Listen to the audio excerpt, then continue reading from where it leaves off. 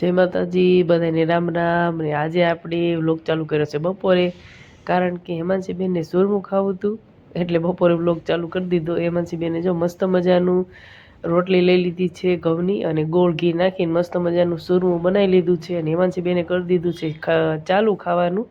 અને શાક બનાવ્યું હતું, આપણે સંભારો બનાવ્યો હતો કોબીનો, પણ હેમાંશીબેનને કંઈ ખાવો નહોતો એટલે એને કંઈ ખાધો નહીં. આપણે ઉપડા વાડીએ, કેમ કે જવાના છે આપણે ઘઉં વાવવા.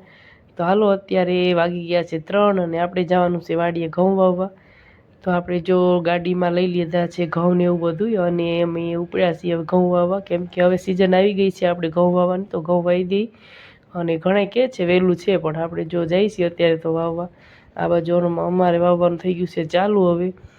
અને જો આપણે ગાડી લઈને ઉપડ્યા છીએ અત્યારે વાડી તરફ, અને અત્યારે ઘઉં વાવી દઈ, કેમ કે અત્યારે થોડોક ટાઈમ છે તો વહી જાય પછી.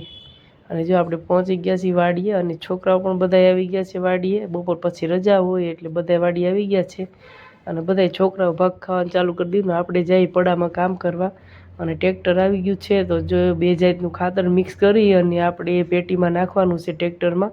એક પેટી 2 ખાના છે એવા, એમાં એક ખાનામાં નાખવાનું છે ખાતર અને એક ખાનામાં નાખવાના છે ઘઉં. તો જો આ ઘઉંમાં કંઈક પાવડર ભેળવી દીધો છે, અને એને મિક્સ કરી અને પછી ઘઉં આપણે ભરી લેવાના છે બીજી પેટીમાં. તો આપણે જો અત્યારે લાજ કાઢેલી છે, કેમ કે સામે અમારા જેઠને એ બધા હતા એટલે અમારે લાજ કાઢવાની હોય. અને જો આપણે બીજી પેટીમાં ભરવા મળ્યા છે એ ઘઉં, અને પછી વાવવાનું કરી દઈ ચાલુ. તો આ ઢગલો કર્યો છે એ આપણે બધા ભરી લેવાના છે ટ્રેક્ટરની પેટીમાં. તો ફટાફટ આપણે બધા નાખી દઈએ, અને પછી આપણે એ વાવવાનું થઈ જાય ચાલુ. તો જો મેં થોડાક નાખ્યા અને થોડાક રાહુલ પણ નાખી દેશે. તો આમ 2 થઈ અને ખાતર અને ઘઉં 2 આપણે ભરી લીધું છે ટ્રેક્ટરમાં. તો જો ટ્રેક્ટરનું આ બધી જે ઘઉં નાખવાના છે એ ખાનું આખું ભરાઈ ગયું છે, અને આપણે પહોંચી ગયા છીએ પડામાં.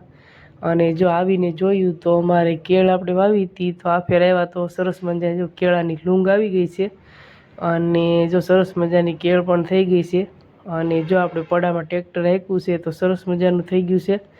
અને હવે જો ટ્રેક્ટર કરી દીધું છે ચાલુ ઘઉં વાવવાનું, ધીમે ધીમે ચાલુ કરી દીધું છે. અને બસ અત્યારે વાગી ગયા છે 3 સાડા 3 જેવું થયું છે. અને જો સરસ મજાના આપણે કેળા બંધાય છે અત્યારે ઘઉંના, અને ઘઉં વાવવાનું ચાલુ છે. અને અત્યારે જો સાયો પણ મસ્ત છે આ શેઢે. અને આપણે તો અત્યારે બસ ઘઉં નાખવાના હતા, ટ્રેક્ટરમાં નાખી દીધા.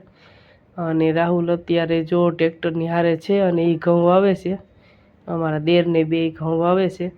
અને આપણે આ સાઈડ બેઠા છીએ હરગવાના છાંય. અને આપણે બીજું કંઈ કામ છે ને અત્યારે તો હાલ, એટલે આપણે અત્યારે બેઠા છીએ. અને આપણે વાડીએ ઘઉં વવાઈ ગયા એટલે છોકરાઓ વેન કર્યું હતું કે સાંજે કંઈક મસ્ત મજાની વસ્તુ બનાવો બધાને ભાવે એવું.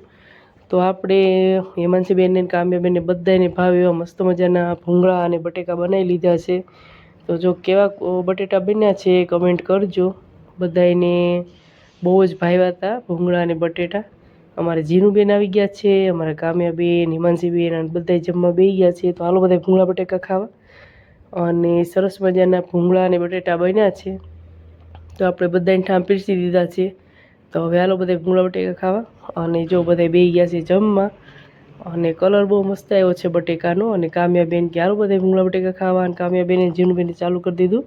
અને અમારા હેમાંશીબેનને તો અડધું પોણું ખવાઈ ગયું છે, કેમ કે હેમાંશીના ફેવરેટ છે ભૂંગળા બટેટા, અને આપણને પણ ભાવે છે. એટલે બધાએ આજ તો ભૂંગળા બટેકા ખાધા. તો આવો કંઈક હતો આજનો વ્લોગ.